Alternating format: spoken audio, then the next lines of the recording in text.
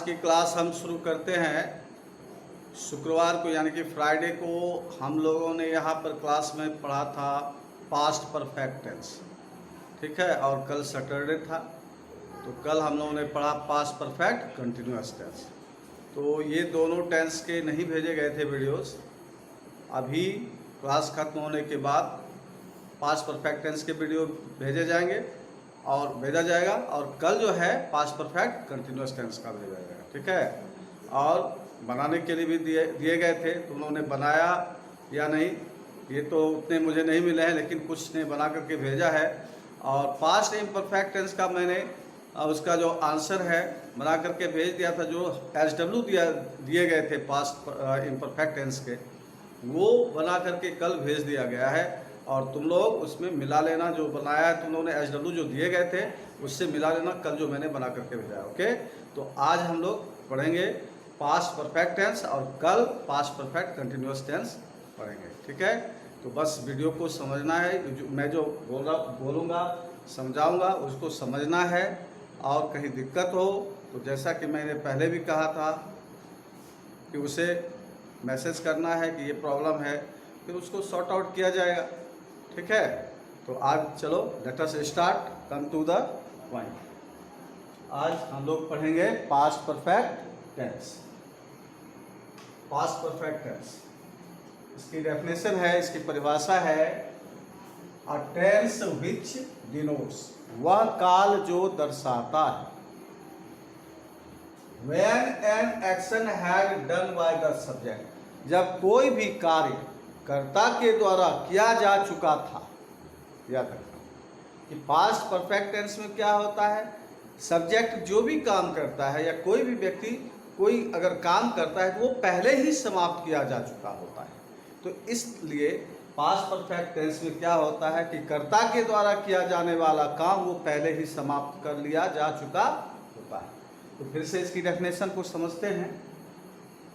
क्या कहता है, a tense which denotes when an action had done by the subject, वह काल जो दर्शाता है कि कोई भी कार्य कर्ता के द्वारा जो किया जा चुका था वो पहले ही किया जा चुका था, यानी कोई भी कार्य कर्ता के द्वारा पहले ही समाप्त कर लिया जा चुका था या किया जा चुका था।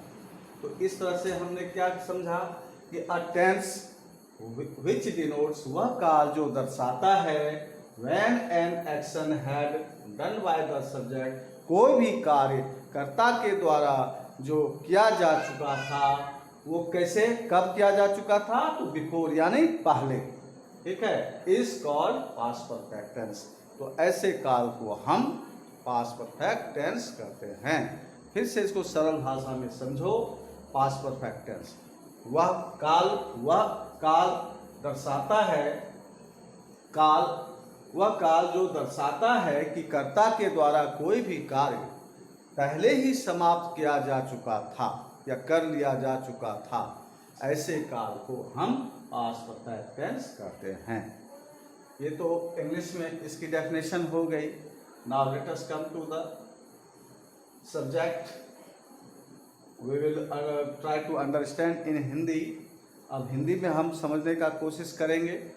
क्या है ये देखो, जिस क्रिया के अंत में चुका था, चुके थे etc लगा रहे उसे पास्ट परफेक्ट टेंस कहते हैं। मतलब how can we recognise past perfect tense in Hindi, Hindi में हम पास्ट परफेक्ट टेंस को कैसे पहचान सकते हैं। इसका बहुत ही आसान और सरल तरीका है कि जिस क्रिया के अंत में चुका था, चुकी थी, चुके थे etc यानी इत्यादि लगा रहे उसे हम पास्ट परफेक्ट टेंस कहते हैं।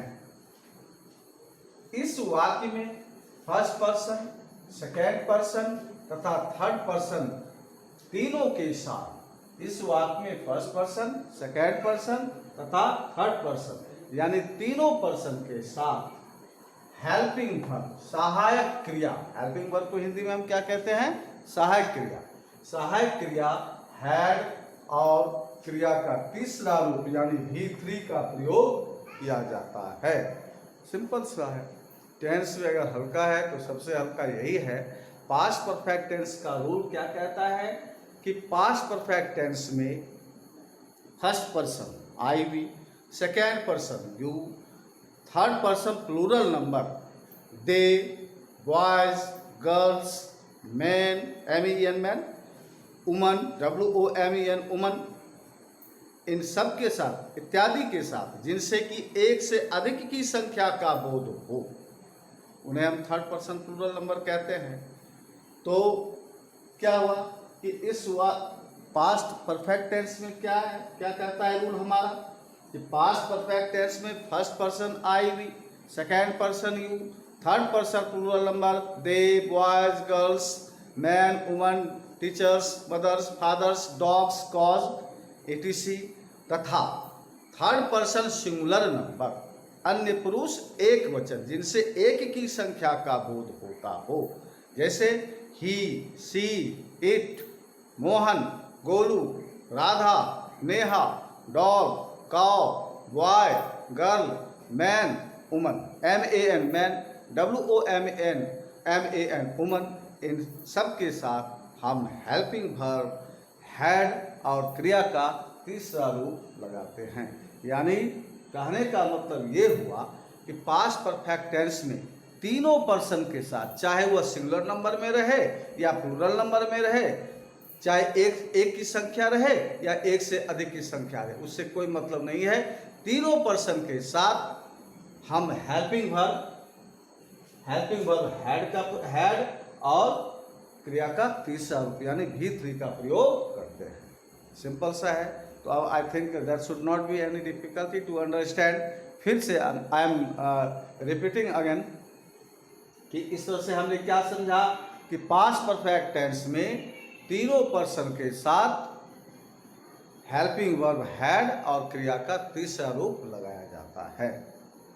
ठीक है, अब कोई दिक्कत नहीं होनी चाहिए, चाहे पर्सन कोई भी रहे, आई रहे, वी रहे, दे रहे, बॉयज रहे या मोहन रहे, राधा रहे, कुछ भी रहे, सभी के साथ यानी तीनों पर्सन के साथ हेल्पिंग वर्ब हैड और क्रिया का तीसरा रूप प्रयोग किया जाता है। ये तो हो गया रूल, ये तो नियम हमने समझा, नियम को देखा।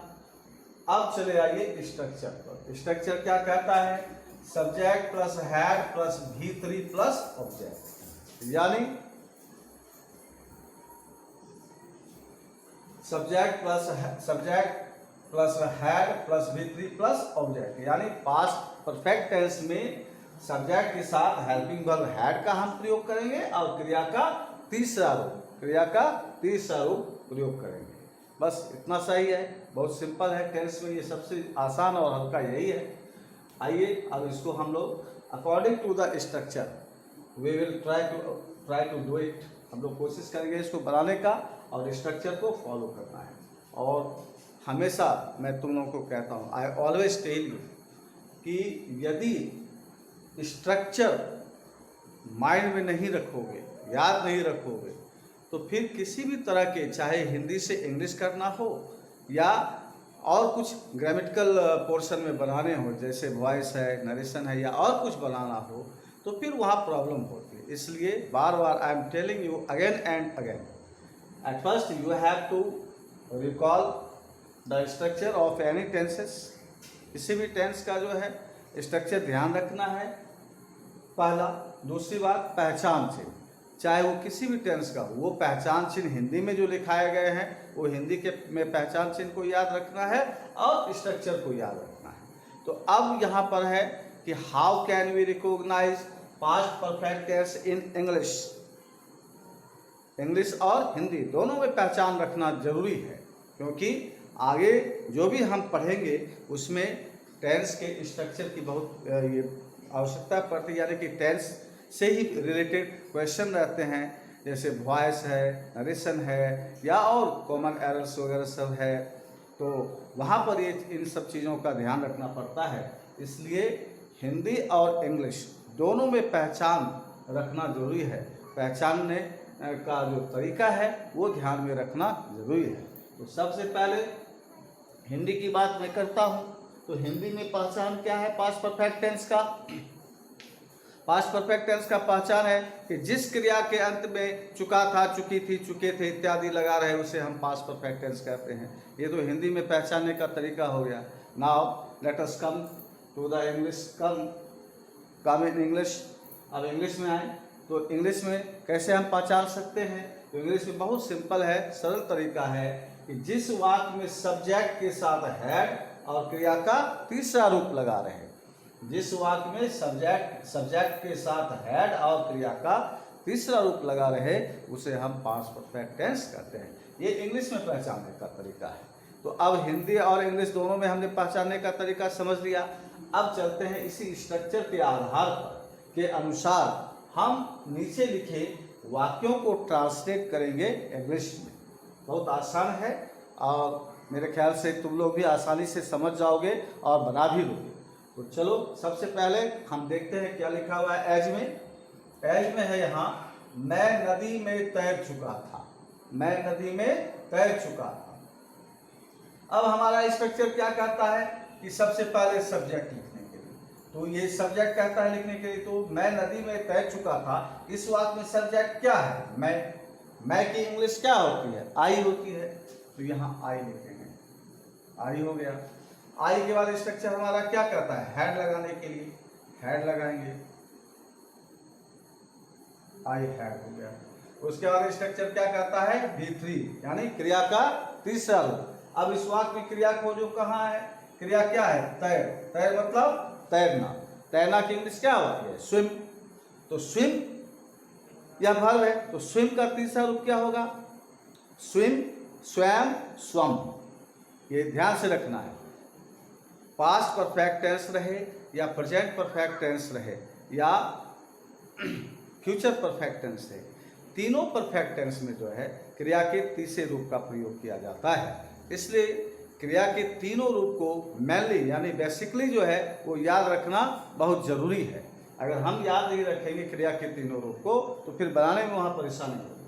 तो आओ सबसे पहले देखते हैं क्या कहता है। मैं नदी में तैर चुका था। तो इस वाक्य में सबसे पहले स्ट्रक्चर क्या कहता है हमारा? सब्जेक्ट लिखने के लिए, तो सब्जेक्ट क्या है? मैं की इंग्लिश क्या होती है? आई हमने लिख लिया। अब स्ट्रक्चर हमारा क्या कहता है? हैड लगाने के लिए, तो हैड लगा दिया। हैड के बाद फिर क्या कहता है? V3 यानी क्रिया का तीसरा रूप। इस वाक्य में हम क्रिया खोजेंगे, कहाँ है? क्रिया क्या है? तैर। तैर मतलब तैरना। तैरना की इंग्लिश होती है स्विम, यानी तैरना की जो इंग्लिश स्विम होती है ये हो गया V1। और तैरना की इंग्लिश तैरना की जो सेकेंड रूप है यानी सेकेंड फॉर्म जो है वो क्या हो जाएगा? स्वयं। यानी तैरना की इंग्लिश स्विम, और स्विम हो गया क्रिया का पहला रूप, और स्विम का दूसरा रूप क्या हो गया? स्वयं, SWAM, स्वयं। और तीसरा रूप होता है स्वम, यानी SWUM, यानी स्वम। तो इस प्रकार से स्विम के तीनों रूप क्या हो गए? स्विम, स्वयं, स्वम। तो यहाँ पर हम तीसरा रूप लगाएंगे, तो तैरना का तीसरा रूप हो जाएगा स्वम।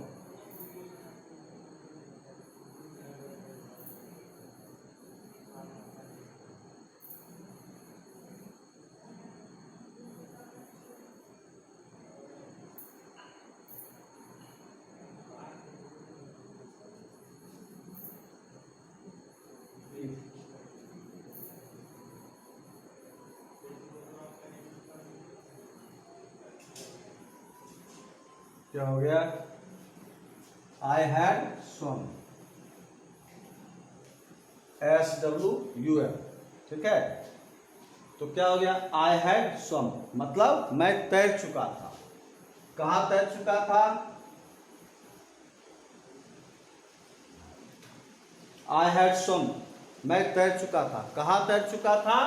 तो नदी में। तो नदी में तो अब नदी में याद होगा कि क्लास में मैंने तुम लोगों को बतलाया था। एक सेकंड,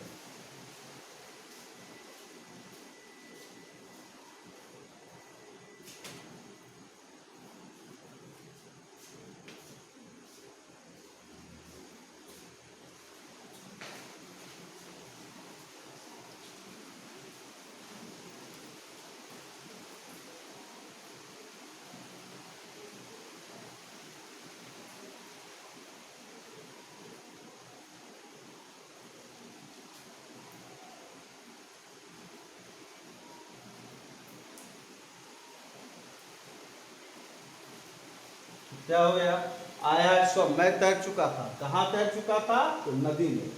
याद होगा क्लास में मैंने जब प्रीपोजिशन पढ़ाया था तो ये बतलाया था कि जब कोई कार्य नदी में, नाले में, गड्ढे में, तालाब में, कुएं में कोई भी एक्शन किया जाता है, चाहे वह किसी व्यक्ति के द्वारा हो या किसी जानवर के द्वारा हो, कोई भी एक्शन होता है, जैसे कोई तैरता है, तैरना, कूदना, गिर पड़ना, इन सब में, चाहे कहाँ, नदी में, नाले में, गड्ढे में, तालाब में, कुएं में, जब भी कोई व्यक्ति तैरता है, कूदता है या कोई अन्य कार्य करता है, या चाहे व्यक्ति हो या जानवर हो या किसी और माध्यम से हो, तो वहाँ पर मे के रूप में हम हमेशा इनटू प्रीपोजिशन का प्रयोग करते हैं। भूल से भी इन प्रीपोजिशन का प्रयोग नहीं किया जाता है।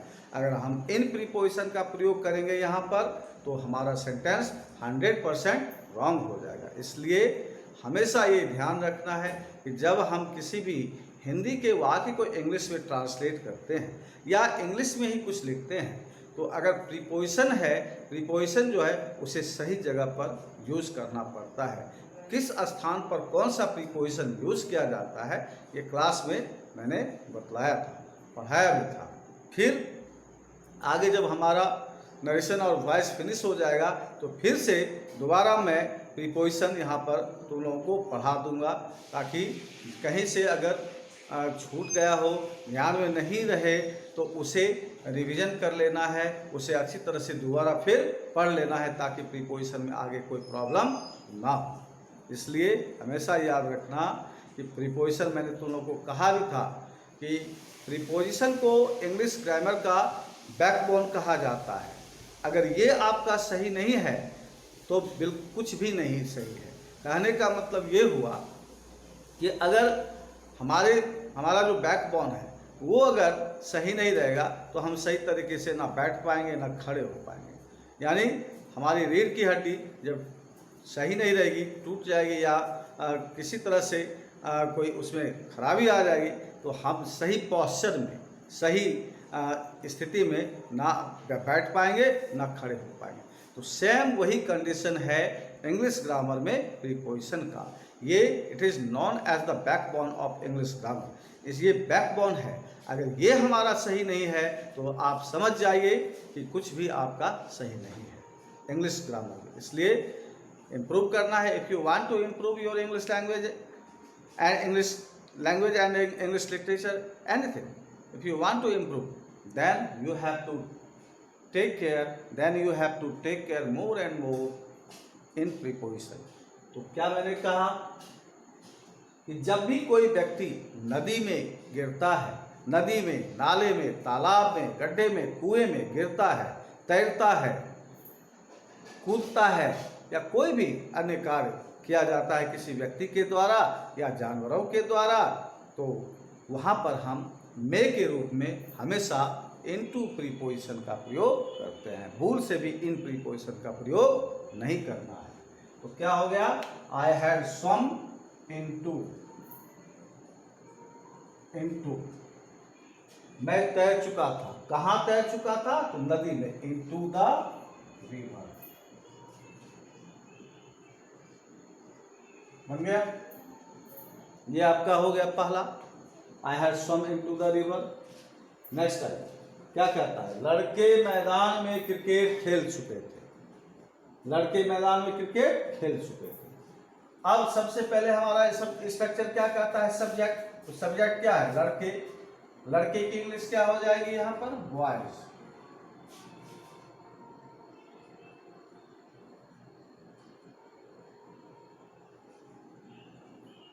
बॉयज हो गया, क्योंकि लड़कों की संख्या एक से अधिक है इसलिए लड़के हैं। एक लड़का रहता तो बॉय होता, यहाँ क्या है, एक से अधिक है, लड़के, मतलब एक से अधिक लड़के का बोध हो रहा है, इसलिए यहाँ पर क्या हो जाएगा, सब्जेक्ट बॉयज। ठीक है, बॉयज। अब स्ट्रक्चर, सब्जेक्ट हो गया हमारा बॉयज। अब स्ट्रक्चर क्या कहता है, हैड। हैड लगाने के लिए हैड लगाइए, बॉयज हैड। उसके बाद क्या कहता है हमारा स्ट्रक्चर, V3, क्रिया का तीसरा। क्रिया खोजिए, इसमें क्या है, खेल। खेल मतलब खेलना। खेलना की इंग्लिश क्या होती है, प्ले। प्ले का तीसरा क्या हो जाएगा, प्ले, प्लेड, प्लेड। यानी प्ले का दूसरा और तीसरा रूप सेम होता है, तो इसलिए प्ले का तीसरा रूप क्या हो गया, प्लेड। तो बॉयज हैड प्लेड।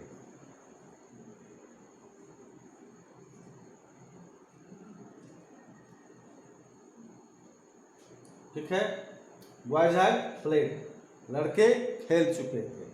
कहाँ खेल चुके थे, मैदान में।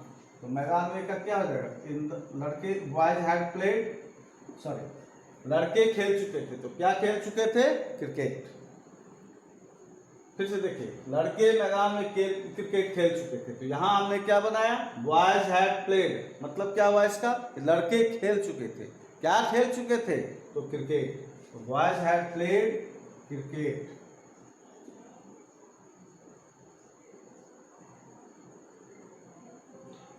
लड़के क्रिकेट खेल चुके थे। कहाँ खेल चुके थे, तो मैदान में। तो मैदान में की इंग्लिश क्या हो जाएगी, में की इंग्लिश इन, और फील्ड की द फील्ड। इस तरह से हमारा ये बन गया, लड़के मैदान में क्रिकेट खेल चुके थे। Boys had played cricket in the field. अब आइए नेक्स्ट, गोलू कार चला चुका था। गोलू कार चला चुका था। अब इसका देखिए स्ट्रक्चर क्या कहता है, सब्जेक्ट। तो सब्जेक्ट क्या हो गया, गोलू। तो यहां पर हम लिखेंगे गोलू।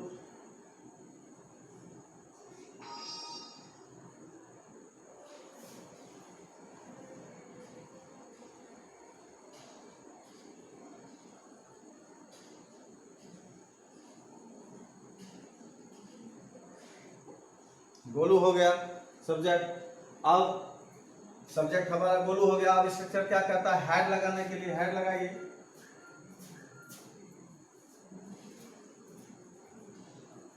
हेड हो गया। हेड के बाद फिर क्या कहता है, V3, क्रिया का तीसरा रूप। तो अब क्रिया खोजिए, इसमें क्या है, चला। चला मतलब चलाना। तो कार चलाने में ड्राइव का यूज करते हैं। कोई भी सवारी या साधन, जैसे कार है, बस है, ट्रेन है, ट्रक है, तो इसमें जो है हम ड्राइव का यूज करते हैं। एरोप्लेन अगर चलाने की बात रहेगी तो एरोप्लेन चलाने में ड्राइव का यूज नहीं किया जाता है, वहाँ फ्लाई का यूज किया जाता है। उसी प्रकार से साइकिल चलाने में ड्राइव का यूज नहीं किया जाता है, वहाँ पर राइड ऑन होता है। तो इस तरह से क्या है, यहाँ गोलू कार चला चुका था। तो गोलू हो गया सब्जेक्ट। उसके बाद हेल्पिंग वर्ब हमने लगाया हेड। उसके बाद हमारा स्ट्रक्चर क्या कहता है, क्रिया का तीसरा रूप। क्रिया क्या है, चला। चला मतलब चलाना। चलाना की इंग्लिश क्या हो जाती है, ड्राइव। ड्राइव होती है। और ड्राइव का तीसरा रूप क्या हो जाएगा, drive, drove, driven. DRIVE drive, DROVE drove, DRIVEN driven, यानी ड्राइव, ड्रोव, ड्राइवन। तो तीसरा रूप क्या हो गया, ड्राइवर। यहां पर हम लगाएंगे गोलू है ड्राइवर।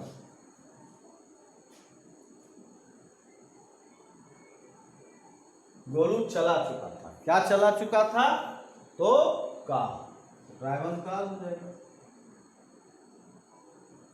बन गया गोलू है ड्राइवर कार। अब आइए नेक्स्ट।